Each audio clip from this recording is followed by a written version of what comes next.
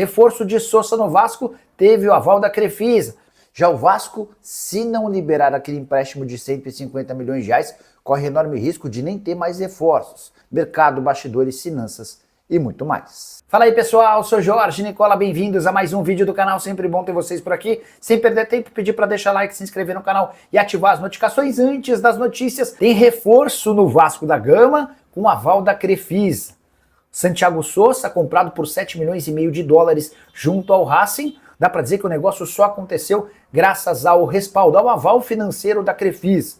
Racing tinha muitas dúvidas em relação a negociá-lo com o Vasco da Gama, até por conta de todas as últimas notícias. O Racing já sofreu com calotes de clubes brasileiros e chegou a ler que o Vasco prevê um prejuízo de 300 milhões de reais na atual temporada. Vasco que inclusive está em intervenção judicial. O negócio só se desenrolou depois que a Crefisa deu aval bancário numa operação de 7 milhões e meio de dólares, com a garantia de que vai receber, se não do Vasco, da Crefisa. O Racing levou a história adiante. Santiago Sousa já foi apresentado e é reforço do Vasco, jogador que já foi em outras janelas pretendido por Cruzeiro, Palmeiras e também Flamengo.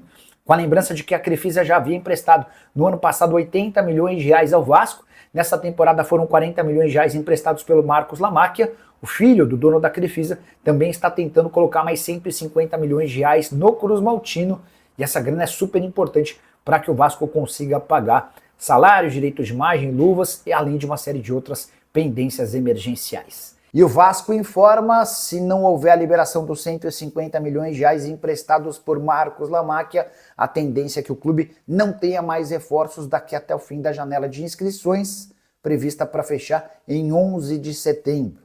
Vasco assegura já ter duas negociações avançadas, com o zagueiro Diego Carlos, que pertence ao Fenerbahçe, e Bruno Duarte, centroavante do Estrela Vermelha. Mas essas operações, e talvez até de um acréscimo, da chegada de um volante, dependem única e exclusivamente da liberação desses 150 milhões. O Marcos Lamáquia, que tem tudo para ser o próximo dono da SAF Vascaína, já se disponibilizou a colocar a grana no Vasco, mas o Cruz Maltino, em meio a uma intervenção judicial, precisa da autorização da Justiça. Primeiro pedido do Vasco foi recusado. A juíza que cuida do caso afirmou que o Vasco só vai ter direito a esses 150 milhões depois de completar uma auditoria.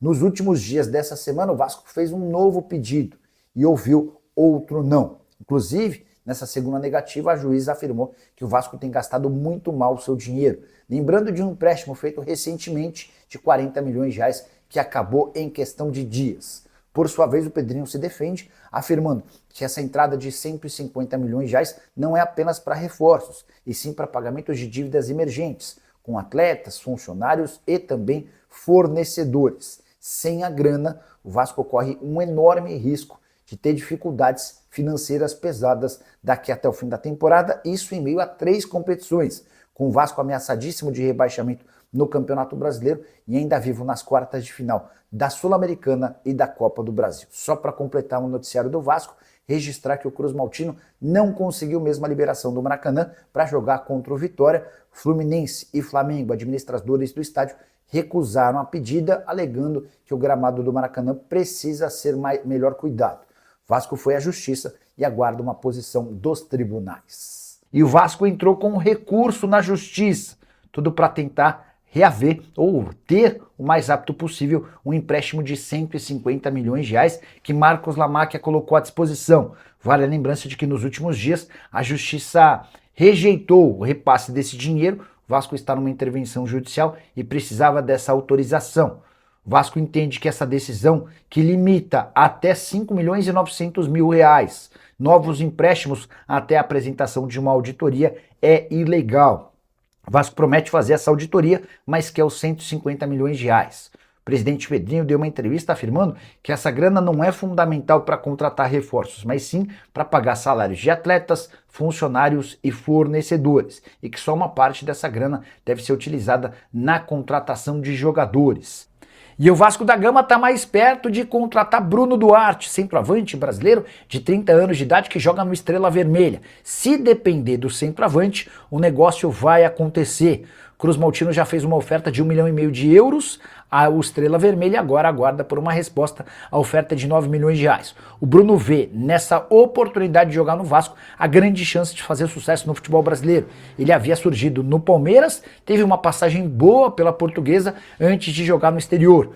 Com destaque no Lviv da Ucrânia, também esteve no Vitória de Portugal, no Damac, entre outros. Temporada atual de 5 jogos, 3 gols e 3 assistências. Tem 2 jogos e 3 gols nas eliminatórias para a Champions League.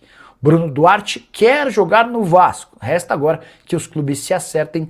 Assim que tiver qualquer novidade sobre o tema, eu conto para vocês. Quem sabe ainda. O Barcelos tá por aqui mandando boa noite. O Matheus Silva. Boa noite, notícias do Vasco. Matheus, acabamos de falar sobre a possibilidade de Bruno Duarte ser contratado pelo Vasco, jogador que passou pela Portuguesa e hoje atua no Cruz Vermelha.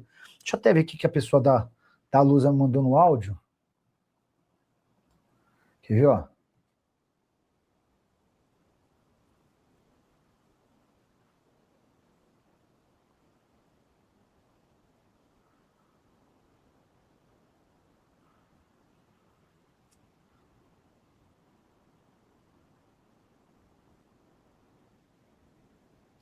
O Bruno Duarte, então, foi elogiável, passagem pela Lusa em um momento de muita dificuldade.